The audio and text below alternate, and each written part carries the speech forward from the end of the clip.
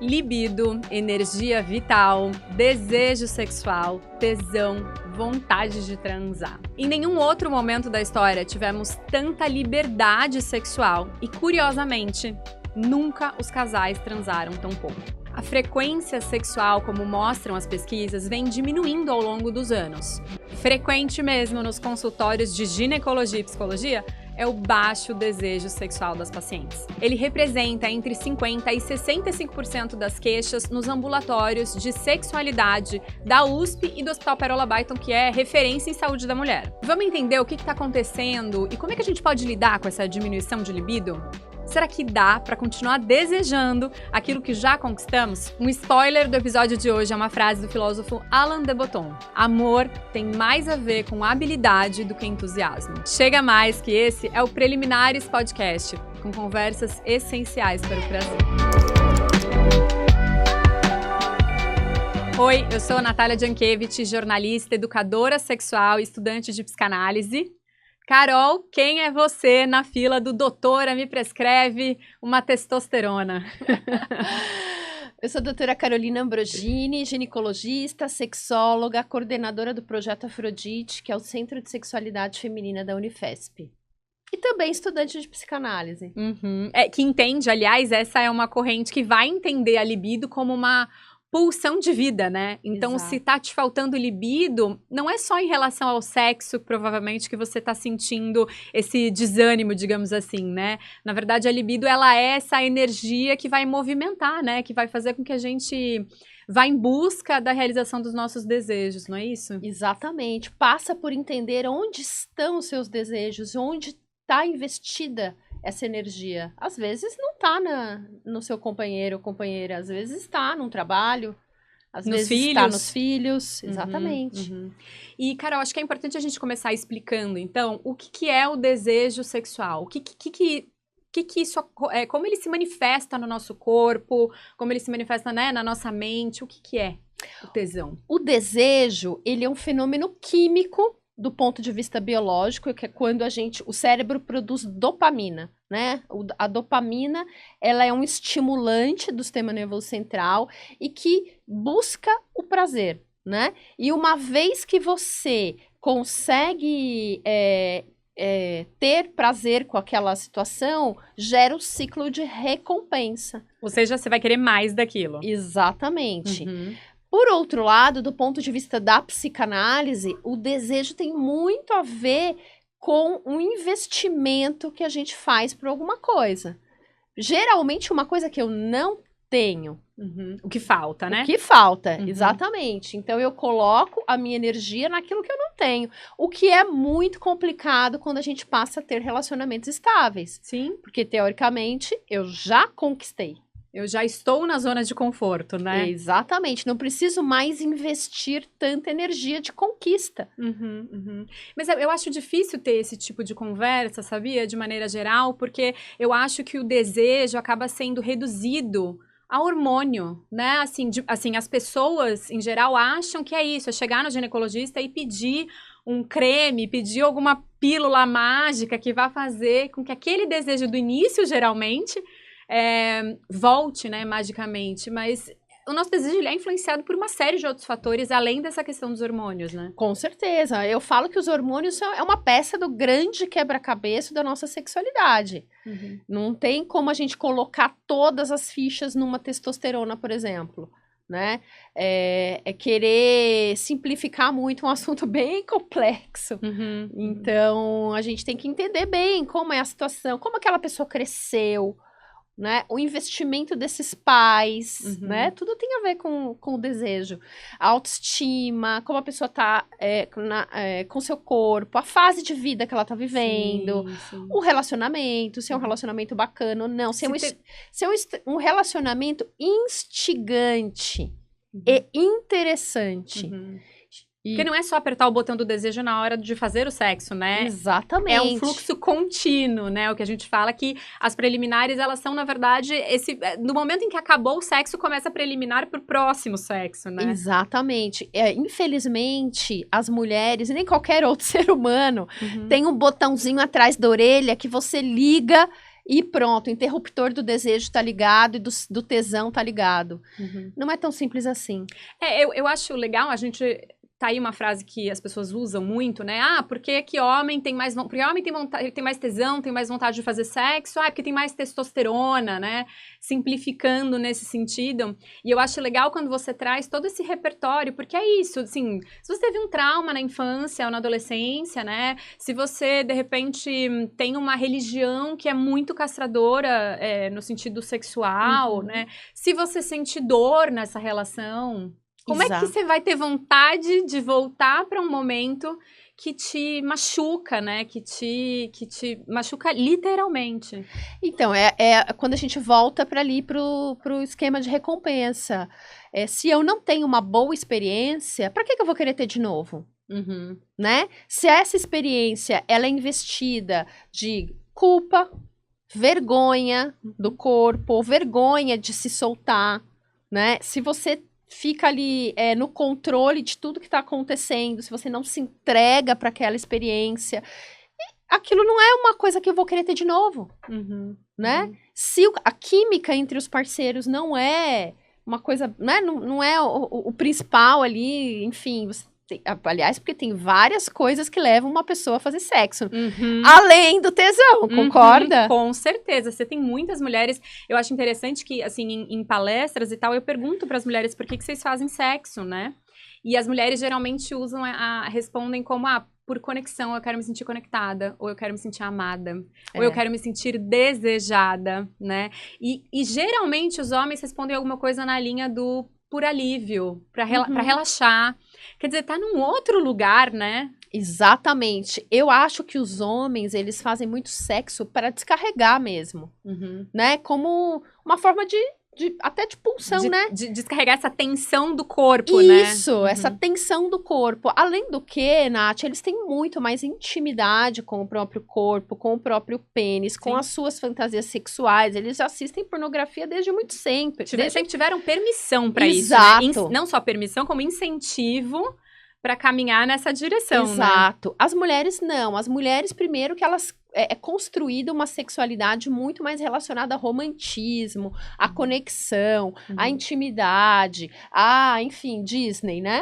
Também. E até por isso que quando a gente falou no episódio de masturbação, se você ainda não viu, corre lá para assistir, que a gente falou justamente da dificuldade de algumas mulheres de entenderem, mas para que vou me masturbar? Né? Porque o prazer tá muito vinculado a essa sexualidade compartilhada, né? E acho que essa é uma diferença crucial. A manifestação, né, o exercício desse alimentar o desejo para os homens, ou para boa parte deles, é um desejo em mim primeiro, né? Um desejo que eu alimento e eu posso descarregar essa atenção em mim por meio da masturbação. E também existe esse outro desejo que é direcionado para outra pessoa, que é compartilhado com ela numa relação sexual, por exemplo. Mas o desejo em si está sempre sendo alimentado, né? Exatamente. Que é uma coisa que deixa de acontecer depois daqueles momentos de paixão. Eu ia falar anos, mas nem sempre dura anos, né? Infelizmente. Infelizmente. Né? Que é aquela sensação gostosa, de frio na barriga, de conquista. Hoje eu vou colocar aqui aquela lingerie vermelha. Né? Isso vai se diluindo com o tempo.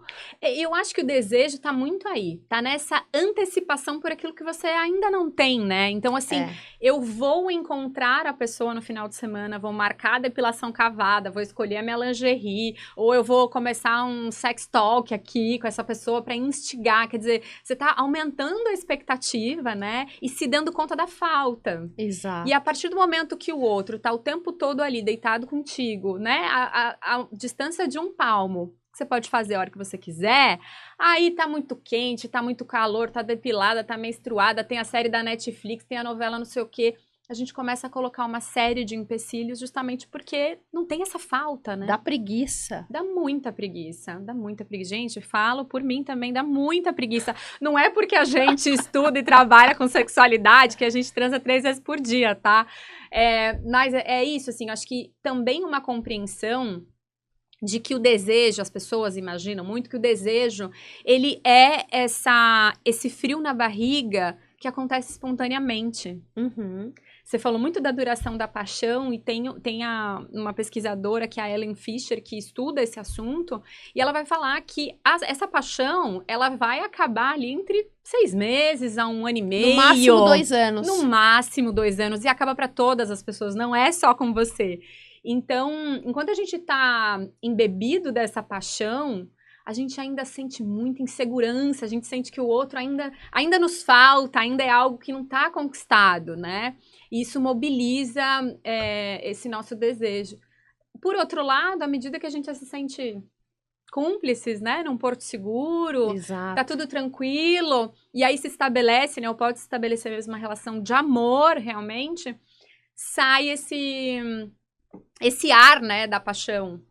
Exato. Por outro lado, Nath, se constrói intimidade. Claro, que é maravilhoso. Que é muito gostoso. É muito gostoso você poder partilhar com a sua parceria suas fantasias sexuais. Você se sentir aberta para isso. Ah, vamos fazer tal coisa? Mas, né, o que falta nas mulheres? É repertório.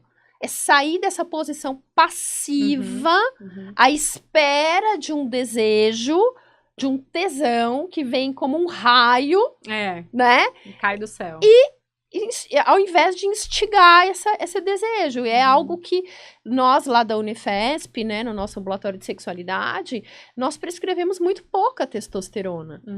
Nós instigamos, nós fazemos um trabalho de construção da sexualidade dessa mulher, onde ela começa a ter uma atitude mais ativa com relação à sua libido. Mais protagonista, né? Mais protagonista.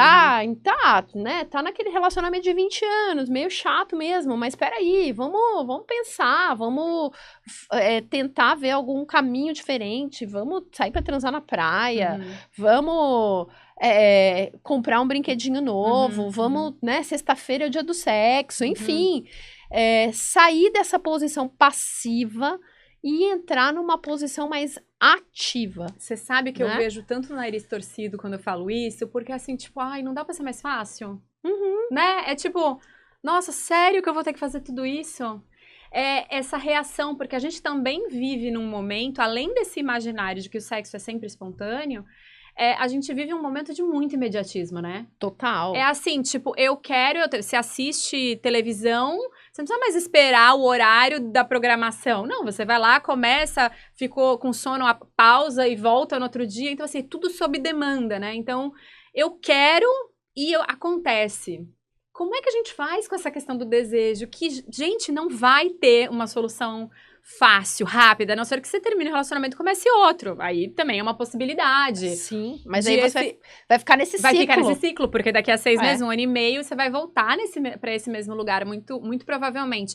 E o que eu acho importante a gente delinear é a diferença entre, eu acredito pessoalmente, que o sexo fica muito melhor depois que você tem intimidade. Mas ele não acontece tão rápido e tão espontaneamente quanto acontece no começo.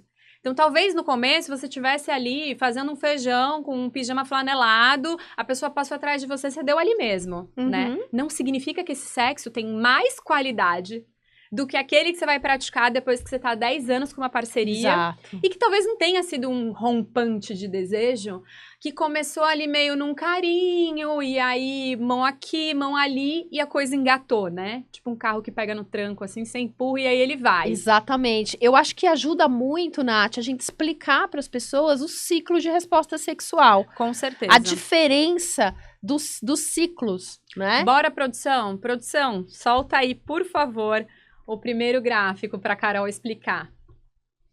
Então, esse gráfico, ele foi construído por Masters e Johnsons. Até a história de Masters e Johnsons é muito interessante. Você já viu, Nath? Sim, muito boa. Foram os primeiros estudiosos do ciclo de resposta sexual.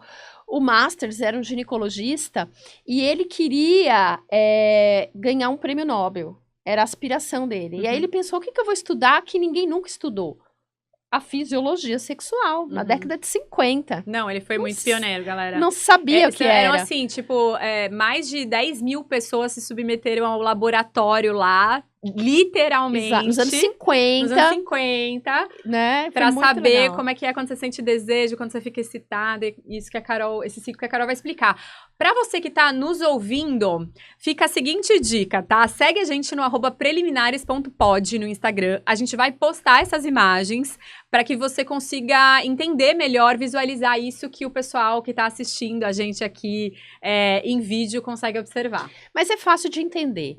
O ciclo de resposta sexual linear que Masters e Johnson desenvolveram, e depois a Kaplan, que foi uma precursora deles, colocou o desejo, né, como iniciante desse ciclo. Então, o desejo, ele vem como um pensamento, né? Então, o desejo, ele vem como uma ideia. Ah, eu lembrei do sexo gostoso que eu tive no sábado à noite. Uhum. Ou eu vi determinada coisa que me chamou a atenção. Um filme e uma cena sexy me chamou. Me chamou a atenção. Então, é aquele desejo que vem espontaneamente e que leva-se estimulada a uma resposta do corpo, que é a excitação. Sim, olha lá, gente, então o desejo é uma coisa mais abstrata, mais mental, é um pensamento. Exatamente, que desencadeia uma resposta de excitação, que é uma resposta fisiológica do corpo,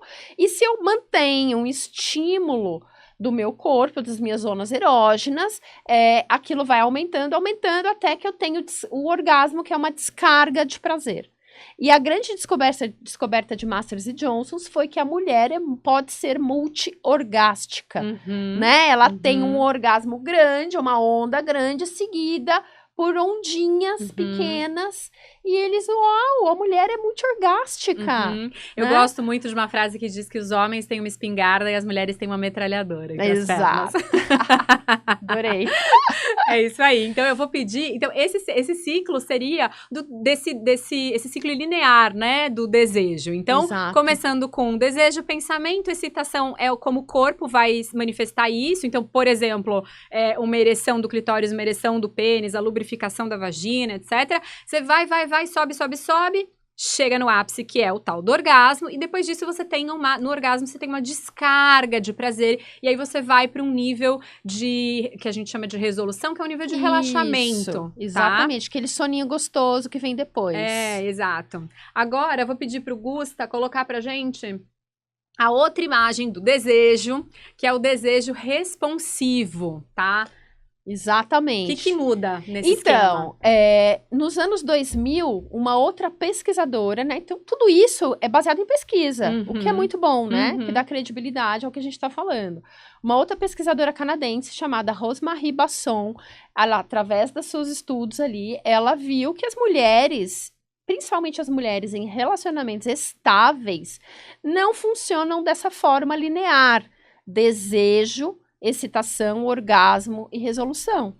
Essas mulheres, muitas vezes, o que faz elas entrarem no sexo, né, num evento, é principalmente uma necessidade de intimidade emocional, né? Então, elas sabem que o sexo vai gerar cumplicidade, que vai gerar uma conexão com a parceria, e isso faz com que elas se sintam mais receptivas a uma investida dessa parceria, e aí elas se permitem, e aí primeiro ali com essas carícias iniciais, a gente não chama de preliminares, né? Sim!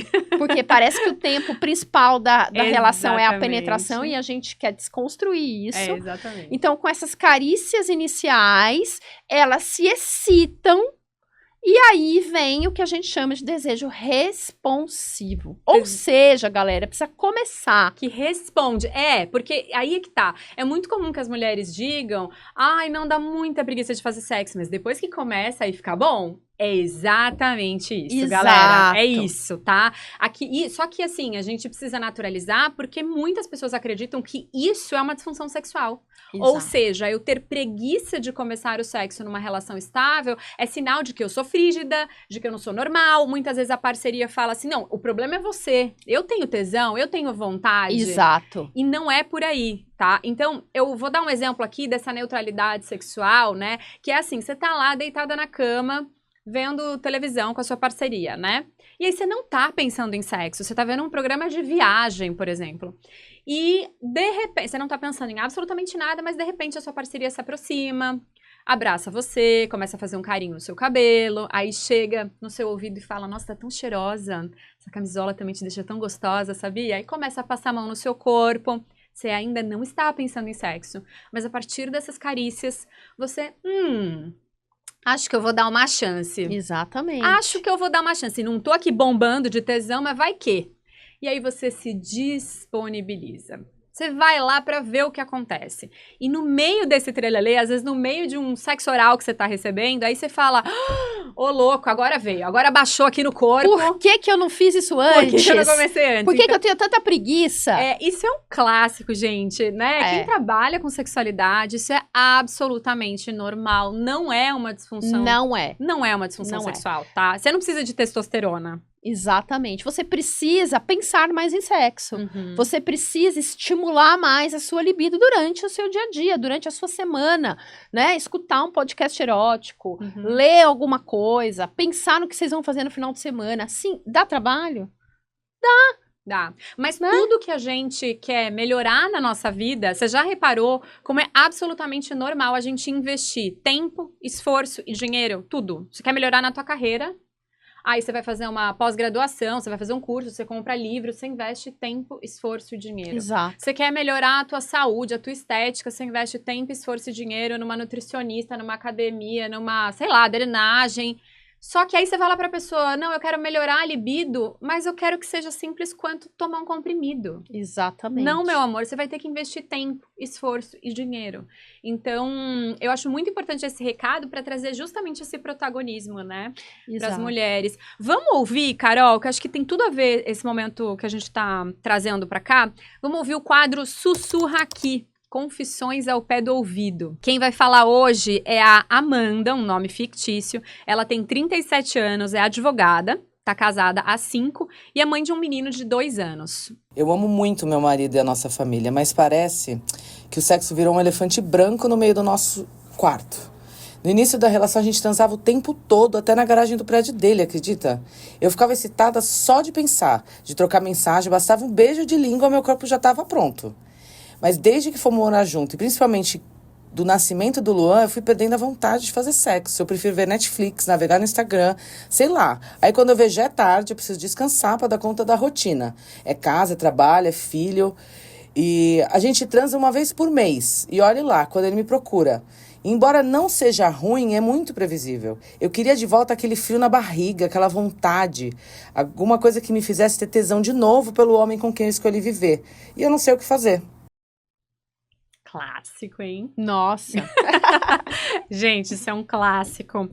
Bom, vamos lá. Eu acho que primeiro a gente precisa começar pensando que ela trouxe um pouco do quanto ela se preparava para esse encontro, né? Ela trouxe do beijo de língua. Eu sempre gosto de perguntar para as pessoas que se queixam de baixa libido, né, de que tá fazendo pouco sexo em casa, quando foi a última vez que você beijou de língua, né? Porque o beijo de língua, pra mim, ele é um termômetro erótico. Se você não tá nem beijando de língua, com certeza você não tá transando. Exatamente. Dá só aquele selinho ali, pronto, oi, né? Tchau, bom trabalho, boa noite, né? Eu acho que essa é para usar esse termo que as pessoas falam tanto, é uma preliminar básica para essa manutenção do desejo, né? Eu acho que quanto mais a gente vai lembrando de dar as mãos, de abraçar, de fazer um carinho no corpo. Tomar um banho juntos. Tomar um banho juntos, ainda que não termine em sexo, mas olhar para o corpo do outro, né? Tocar o corpo do outro e fazendo essa manutenção. E ela trouxe uma coisa, né? Prefiro ver Netflix, que é aquilo que você falou. A gente vai em busca de recompensas prazerosas que sejam mais fáceis do que engajar, né? E também, a gente não pode esquecer, Nath, da carga da mulher atual, né? Porque ela tem, muitas vezes, que dar conta do filho, do trabalho, da casa. E aí, não sobra energia. Se a gente for pensar em libido como energia, pra onde essa energia tá indo? Com certeza. Ela chega exausta no final do dia, ela não tem energia ainda pra transar. O fato, né, o sexo é uma coisa física. Você precisa ter uma energia ali naquele corpo, senão é uma boneca inflável. Exato. Não é? Né? A gente tem que colocar ali uma energia, é uma coisa física. Se você tá exausta no final do seu dia, Não tem testosterona que resolva, querida. I'm sorry. E eu acho que ela não comentou isso aqui, mas ela fala que dá conta da rotina da casa, do filho, etc. Mas assim, o quanto que essa parceria, o quanto que esse marido, ele também contribui com essa baixa libido, né? Exatamente. Se ele é como um filho, mais um filho, ou se ele é como, de fato, um marido, alguém que assume a sua responsabilidade na parentalidade, nas tarefas domésticas, porque é isso. Às vezes é o tempo em que ele tá lá, sei lá, dando o jantar pra criança e lavando a louça, que ela vai conseguir tomar um banho com mais calma, voltar pro corpo, né? Porque eu digo que a gente tá sempre pairando e cuidando dos outros, e não se conecta com a gente. Como é que tá esse corpo, né? Ele tá... Onde é que tá doendo? Onde é que tá sensível? Onde tá esse autocuidado? Onde tá esse autocuidado? Então... óbvio que a gente fala de que as mulheres devem assumir esse protagonismo em relação à libido, mas lógico que a gente também precisa olhar para o contexto e entender o que ela tem de rede de apoio, se esse homem, justamente, ele dá trabalho ou ele é uma solução, né? Bom, pelo que ela falou aqui... E eu acho que é muito, muito interessante a gente falar também, Nath, de um ciclo vicioso do relacionamento, que é o seguinte, esse homem, ele cobra sexo, né? Porque para os homens é uma coisa assim, até meio de disputinha entre eles, né? De quem é mais macho, etc. Quem transa mais? Então, muitas vezes esse homem, ele tá preso num número, numa frequência sexual, e ele cobra essa parceira, que começa a se sentir pressionada, e aí ela faz sexo para suprir esse desejo alheio. Ela faz sexo por obrigação. Mecanicamente. Mecânico. Eu falo que é o sexo máquina de lavar roupa. Você vai lá, faz, forma mecânica para agradar o outro, aí você fala, ai, graças a Deus já foi, agora só semana que vem. Né? Esse sexo, ele não é instigante. Ele, pelo contrário, ele coloca o sexo num lugar ruim, que é o sexo, né? Da obrigação semanal. Para o outro ficar feliz e não me encher o saco. Né? E aí, eu sempre falo, a gente tem que tirar o sexo desse lugar. O sexo é para um momento de diversão. Ele tá na nossa vida no lazer. Né? A gente transa quando a gente tá feliz, a gente transa quando a gente tá se divertindo, vai viajar. Tá ali tomando um vinho. Então, o sexo, ele tá nesse lugar de conexão com o outro e de diversão. Quando a gente tá rindo, quando a gente tá tomando um vinho, quando a gente tá, né, pôs as crianças pra dormir, a gente vai ter um momento relaxante de nós dois, a gente vai fazer uma massagem no outro, né? Ele tá nesse lugar, não num lugar de obrigação. Sim. Porque aí fica muito chato. Isso é uma dica para os homens que estão nos escutando aqui. Não pressionem tanto as suas parceiras, né? Ou pressionem de uma forma diferente. Vai fazer uma massagem, pressiona o pé dela, faz uma massagem, entendeu? Adorei. Pressiona um clitóris. Agora, porra, para de reclamar, meu. Exato, para de reclamar da frequência, porque isso pressiona ainda mais essa mulher que já tá super atarefada. Exato. E você sabe que eu acho, assim, eu gosto de dar essa dica também, que é assim, eu acho que além dessa carga toda de obrigações profissionais, da casa, dos filhos, blá, blá, tem uma coisa que rouba tempo demais dos casais, que são as telas, né? Sim. Gente, as telas nos roubam tempo demais. Eu preciso me policiar o tempo inteiro. Porque é isso, você vai botar a criança pra dormir, aí você volta, não sei o que, aí você fica lá. De repente você é tragado pelas redes sociais e você passou 2 horas ali, sendo que, gente, o sexo no Brasil ele vai durar em média 15 minutos, entendeu? 15 minutos. Exato. Mas você ficou 2 horas. Mas o quê? É a preguiça, né? Porque aí você tá lá, só rodando o dedo aqui, né? Em vez de estar passando o dedo em outros lugares. E a gente fica nessa... Passividade. Passividade. É a palavra passividade. Então, eu gosto da ideia de planejar o dia. Se não der para ser todo dia, também tá tudo bem. Mas de planejar o dia para que, a partir de tal horário... Então, sei lá, se vocês costumam dormir às 11 horas da noite, vocês não podem ir às 10 para as 11 da noite para cama. Porque vocês vão estar esbudegados, exaustos. Exato. Então, será que dá para se programar para 10 horas da noite estarem na cama para terem um espaço de tédio sem celular? Para ver se esse tédio leva a alguma intimidade sexual, né? Não como uma obrigação, mas como esse vácuo. A gente não tem mais um vácuo de tempo. Não tem. sem a intromissão de fatores externos, de pessoas externas. Excelente colocação. E às vezes é do nada que surge uma vontade. Né? Exatamente. Se você coloca 1000 coisas ali ou é tragado por uma rede social, você tá num espaço transitório, né? Exatamente. Eu acho legal a gente também trazer a partir do relato da Amanda, né? E do que a gente já trouxe aqui de desejo responsivo, então, o que significaria esse desejo responsivo na prática? É, por exemplo, Carol, fazer o sexo agendado, que tantas pessoas arrepiam de horror, quando a gente fala essa expressão, traz essa expressão? Que é o sexo agendado? Eu gosto muito, e eu como terapeuta sexual, recomendo muito, não que é um sexo agendado às 9 da noite, tal dia, mas assim, é o momento do casal. Sabe, é o momento, principalmente quem tem filhos, que vai deixar com uma babá, com uma avó, e vai sair, e nessa saída não é pra conversar de filhos, né? Nessa saída você vai conversar o que a gente vai fazer nas próximas férias, esse vinho, olha as notas desse vinho. É legal se tiver um hobby, né? Se os dois tiverem um interesse, um hobby em comum. Muito legal. Seja dança, seja um esporte, enfim. Exato. Ver um tipo de cinema, de filme e tal. Exato. Então, primeiro vai rolar essa interação gostosa, essa intimidade, né? E aí, depois, quem sabe, surge um sexo. Aí você vai se preparar, você vai colocar uma roupa mais sensual, você vai se produzir. Ou não vai colocar uma lingerie. Exato. Ou vai pedir que ele escolha a sua lingerie. Também. Olha só que legal. Ou vai tirar uma... Ó as dicas, vai anotando. Ou vai tirar uma foto da lingerie e contar que depois ela estará recheada. Quem sabe? Então, né? Isso tudo vai gerando uma brincadeira. Manda ali um date, né? Coloca na agenda um date. Vamos conhecer um motel tal. Não é? Exato. E eu acho que é isso. Foi o que eu falei. Muito de trazer um planejamento. Porque também, sabe o que eu vejo muito? E isso acontece lá em casa também, viu?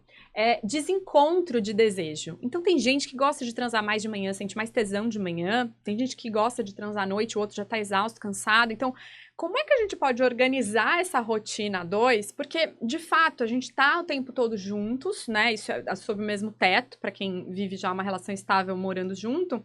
Mas isso não significa, de fato, estar junto, não significa tempo de qualidade. Então, como é que a gente vai elaborar... sei lá, uma vez por semana, uma vez a cada 15 dias, em que você tenha mesmo uma bolha de qualidade, em que você separe, sei lá, 2 horas que seja, para você investir nessa relação, em descobrir mais sobre o outro, em explorar mais o corpo do outro, né? Mas em ir além mesmo também do que esse sexo de 15 minutos. E investir nesse desejo para que ele seja contínuo, né? Exatamente. Pensar mais em sexo, eu falo que é que nem falar inglês. Se você fica um tempão sem falar inglês, demora. Você vai falar, você fala tudo errado, né? Demora a sua mente a entrar naquilo. Se você tá falando inglês sempre, o seu cérebro já sabe. Ele já vai, você sonha em inglês, né? Então, é a mesma coisa. A gente precisa praticar e colocar mais eroticidade no nosso dia a dia. Né? Nossa, realmente, a nossa casa, ela é muito, a casa, né, a familiaridade, ela acaba sendo muito antierótica, né, porque tudo vai remeter a obrigações, tudo vai remeter a preocupações.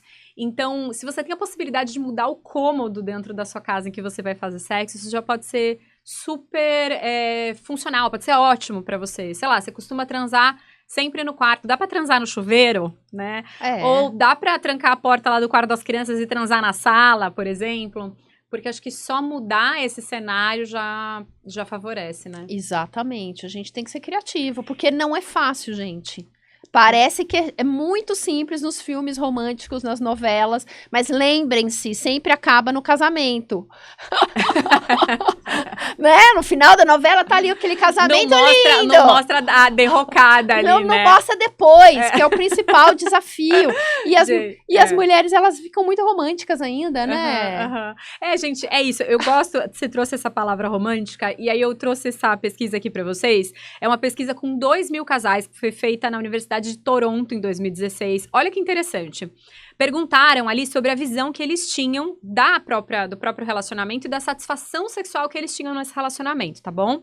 Então, eles dividiram entre o grupo dos românticos e o grupo dos práticos, a partir dessas respostas. As pessoas que acreditavam que uma ótima vida sexual demanda certo trabalho têm um sexo mais ardente. do que aquelas pessoas que acreditam que a vida sexual é muito baseada no romance. Ou seja, quanto maior a tua visão prática a respeito disso, vamos sim agendar sexo, né? Ou vamos planejar uma bolha ali pra gente namorar no dia a dia. Vamos sim praticar a masturbação para que isso alimente o desejo, alimente a fantasia. Exato. É muito mais eficaz, comprovadamente, do que você ficar apenas sentada esperando aquele frio na barriga voltar. Não vai voltar, amiga, tá? Não vai voltar. Não vai voltar. Pela mesma pessoa. Sem falar que, assim, a gente precisa manter um pouquinho de mistério nas nossas relações também, né? Uhum. Não é pra você saber tudo da vida do outro. Uhum. Saber todos os detalhes, onde a pessoa vai, Não. Isso tira um pouco ali, meu Deus, o que ele tá fazendo agora? É porque é o controle, né? Quanto mais você tem a ideia de que controla o outro, de que sabe tudo sobre o outro, não há nada mais a descobrir, qual a graça? Exato. Qual a graça, né? Eu entendo que pra intimidade, pra segurança ali do emocional, pra muitas pessoas isso super funciona, mas aniquila o desejo. Né? Então, acho que a gente conseguir tolerar, o quanto mais a gente conseguir tolerar o desconhecido do outro, o mistério que o outro pode ainda representar, maior a chance de a gente ir em busca, né? Movimentar o nosso desejo. O que será que ele tá fazendo agora? Uhum. Ai, meu Deus, será que tá naquele lugar mesmo? É aquele ciúminho saudável. Saudável. É aquela ideia, a sombra que a Esther Perel, né, que é uma ótima terapeuta sexual, fala, é a sombra do terceiro. O quanto ela é positiva pro desejo do casal, né? Bom, aí, Carol, acho que a gente precisava falar também o seguinte. Falamos do sexo agendado, mas tem uma diferença, né? Talvez, se vocês marcarem toda quinta-feira às 9 horas da noite, numa relação heterossexual, por exemplo, é muito possível que quinta-feira às 9 horas da noite esse homem esteja lá e ele facilmente fique excitado e tenha uma ereção e engaje nesse sexo. Já uma mulher que não tá pensando em sexo, não tá se masturbando, tem uma carga mental gigantesca. Ela pode até arrumar um espaço na agenda e disposição para estar lá quinta-feira às 9 horas. Mas, se ela não fez esse trabalho antes com ela, de investir na própria sexualidade, de ouvir um conto erótico, como a Carol falou, de se masturbar, de fazer esse esforço de pensar mais em sexo, também não vai funcionar, né? Porque você vai chegar lá e ela vai estar meio, tipo, John Travolta naquele meme, tipo, e agora? Onde é que eu tô, né? Exatamente. O que eu faço? Exatamente. Então, a gente precisa se preparar para isso, né? Investir tempo, e como você falou, e entender que o sexo também, era um fortíssimo instrumento de conexão com o outro. De conexão com quem você ama, com quem você resolveu dividir a vida. Né? É a hora de sentir o cheiro dele, de tocar a pele dele, de fazer as coisas com calma, de, sei lá, ter um momento de intimidade com essa pessoa que vai te trazer benefícios para a semana toda, e não como uma obrigação. Vamos tirar o sexo desse lugar. Sim. Carol, o que vai interferir negativamente no desejo, né? Então, assim, você falou... Acho que a gente falou aqui de crenças familiares, religiosas, a gente falou de dor, você falou de fases da vida. Eu acho que é legal a gente falar em que fases da vida esse desejo tende a diminuir. Olha, existem algumas fases críticas para a mulher com relação à sua libido. Primeira delas, eu acho que a fase mais hipossexualizada da vida, ou assexualizada, que é o pós-parto, né? Pós-parto, a mulher tá muito investida no seu papel de mãe, tá com uma energia muito ligada à criança, e infelizmente é fisiológico, é isso mesmo, a gente pode falar disso mais, não dá um outro episódio, na verdade, sim. Né? Então essa fase crítica, a fase da menopausa, porque... E em ambas tem uma questão de hormônio, né, também, Exato. que nos atrapalha, além desse fator. Exatamente. A menopausa, porque a menopausa é uma crise, né, uma crise de idade, de envelhecimento, uma crise no relacionamento. Será que eu quero passar o resto da vida com esse homem? Com essa mulher, né? Então, é um tempo de crise, tem uma queda hormonal, então, eu acho que isso é relevante. Terceira idade, né? E eu acho que a fase dos 30 anos para a mulher é uma fase bem complexa, Nath, porque é a fase de filho pequeno. E a mulher ainda tá construindo uma trilha profissional. E se resgatando, né? Resgatando a própria individualidade. Eu acho que os difícil. 30 anos para mim foi bem complexo. Não, para mim também. 2 crianças pequenas, montando consultório, tudo ao mesmo tempo agora. Então foi bem complicado. Eu acho que para mim, Carolina, eu acho que os 40 em diante foram maravilhosos para a sexualidade, né? A gente pensa filhos assim, já crescidos. Filhos um pouco maiores, você um pouco mais... já conquistou, já trilhou um caminho. Eu acho que a fase dos 40 anos é uma fase maravilhosa. Olha lá, gente, que mensagem otimista. Total. Que mensagem otimista, tá vendo? Tô chegando na menopausa, logo te falarei sobre isso também. Se você tá aqui nos assistindo, tem criança pequena em casa como eu, né? Minha filha vai fazer 5 anos e ó... já tá muito melhor. Mas, gente, que resgate da própria sexualidade, da sexualidade do casal. Realmente a libido tá investida em outras coisas, exato. né? É um momento delicado, mas dá para retomar, né? E acho que, mais do que tudo, é importante que se tenha comunicação, né? Isso, também. A comunicação acho que é um fator... Sim, Nath, porque quando um da dupla ali tá sentindo menos vontade, o que o outro sente? Desamor, não gosta mais de mim, não me deseja mais. Isso é muito ruim pro casal, né? Aí ele começa a se sentir rejeitado. Imagina. Sim, é um clássico também. Não é? E aí, enfim, muitas...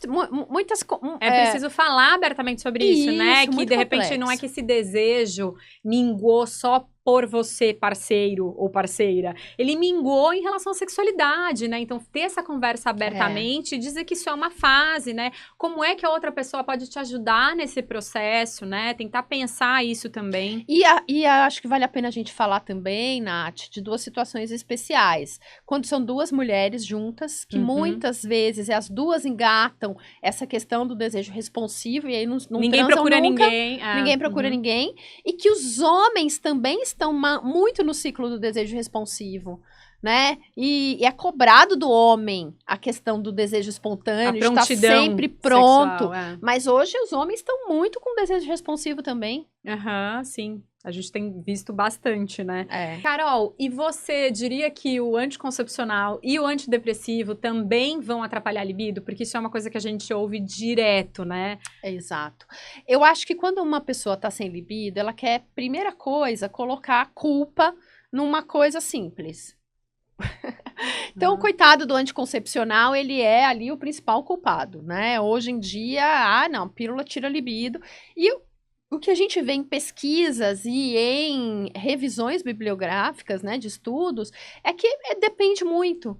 Tem mulheres que são mais sensíveis a essa baixa de testosterona que uma pílula anticoncepcional pode trazer. E tem mulheres que se sentem ótimas, porque a pílula deixa a pele delas boa, o cabelo bom, e isso resgata a autoestima, têm tranquilidade de que elas não vão engravidar. Então, isso é, assim, muito diverso. Não pode dizer determinante. Toma a pílula, vai baixar... Não é determinante. Sim. Tá? Muitas vezes a questão tá mais ali no marasmo do relacionamento do que na própria pílula, coitada. E a questão do antidepressivo, eu acredito que, assim, realmente alguns antidepressivos podem influenciar na libido. Por outro lado, se você tá deprimido e ansioso, você também não tem vontade de transar. Exatamente. Se você não tá tendo vontade de viver, como é que você vai ter vontade de transar? Primeiro vai resolver tua vontade de viver, depois você resolve a questão da vontade de transar, né? Então a gente tem que entender bem isso, caso a caso, não generalizar, porque tem pessoas que se beneficiam dessas medicações por outras questões e que se sentem melhor. E se tá interferindo, vai conversar com seu psiquiatra. Exatamente. Né? Não deixe de ir a um psiquiatra. Isso. Pelo temor de que um antidepressivo vá mexer com a sua libido. Vai lá, passa por uma avaliação profissional, Exato. né? Vai fazer terapia, só tomar remédio, né? Na terapia, você vai descobrir onde está o seu desejo. Exatamente. Muito bom, Carol.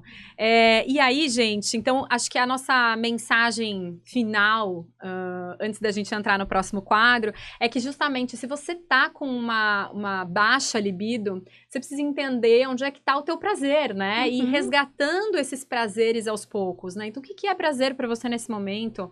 É andar na praia, é sair com as amigas, é ver um filme e ter silêncio sem ser interrompida. O que é prazer? À medida que você vai resgatando esses prazeres, aí você vai chegar no prazer sexual, né? Exatamente. É uma viagem para si mesmo. De autoconhecimento. Exato. Né? Eu sempre falo para qualquer pessoa que vai em busca de uma consulta de sexualidade, a gente volta muito para si própria. É uma viagem interna. Onde está a sua libido? Onde está o seu prazer? Como você bem disse. Muito bem. Então, tá na hora de chamar o quadro Penetra para ir mais fundo no assunto. Esse é o quadro que a gente dá dicas culturais, dicas de exercícios que você pode praticar aí. A minha dica de hoje, Carol, é um clássico, com certeza você conhece. É o livro Sexo no Cativeiro, da já citada aqui Esther Perel. É uma terapeuta sexual que mora em Nova York. Ela tem um TED maravilhoso que você encontra aí no YouTube, justamente sobre essa questão da intimidade erótica e do desejo nas relações estáveis. É um livro super fácil de ler, não é para profissionais, tá? Então, ela vai trazer, a partir de relatos de pacientes, né, de casais pacientes dela no consultório, ela vai trazer um olhar sobre esse desejo, ela vai trazer um olhar sobre infidelidade, ela vai falar sobre o quanto as dinâmicas do dia a dia vão afetar as dinâmicas sexuais, né, vai trazer disfunções, por exemplo, sexuais. Então, assim, recomendo fortemente. Eu duvido que você não se identifique com um ou outro paciente. Acho que é uma ótima forma de penetrar mais no assunto e aprender bastante. E você, Carol? Bom, você falou dessa dinâmica e eu vou dar uma apimentada. Bora. Né? Então, eu vou indicar, assim, para as mais românticas, eu vou indicar a série Bridgerton. Que eu acho que é uma série bem levinha, que ela não é pornô, ela passa pelo erótico, né? Pela descoberta de si, e é engraçada, é divertida, eu acho bem interessante. Tem, assim, personagens muito lindos e sensuais, né? Meu favorito é aquele Duque, da temporada 1, mas... E para as mais afoitas, eu vou indicar um livro que também é um clássico, que é A Casa dos Budas Ditosos. Se você ainda não leu, você está perdendo. João Baldo Ribeiro, hein? Exatamente. Então, mas assim, deixa eu só explicar pra você, querida. Baunilha, ela saiu de baunilha para aqui pimenta ralapenho, tá? Porque Casa dos Budas Ditosos é, mas também é bom, assim, acho que até o choque, o impacto que você pode sentir, ele pode ser muito produtivo para o seu autoconhecimento, para você entender o teu desejo melhor. Entender qual é a sua, o que você gosta. Muitas mulheres não sabem isso. Muitas não sabem. O que eu gosto, o que me dá tesão. A gente vai ter um episódio só sobre fantasias, mas é incrível como realmente os homens, você pergunta, qual é a tua fantasia? E ele fala, não sei, depende, em relação a pés eu tenho várias, em relação a, né, bunda eu tenho outras tantas. E as mulheres não, é uma coisa, fica meio, acho que boa parte, porque realmente não sabe, e outro tanto que não sente uma permissão para falar abertamente o que dá tesão, né? Exatamente. Carol, adorei falar desse assunto com você por aqui. Espero que vocês também tenham gostado. Sigam a gente, se você ainda não segue, sigam a gente nas redes sociais, @preliminares.pod. Vai lá, você vai encontrar os desenhos, os gráficos que a gente colocou no episódio de hoje. Interage com a gente, manda aí o que você gostaria de ver nos próximos episódios. E é isso. Até o próximo programa. Beijos pra vocês. Até, pessoal.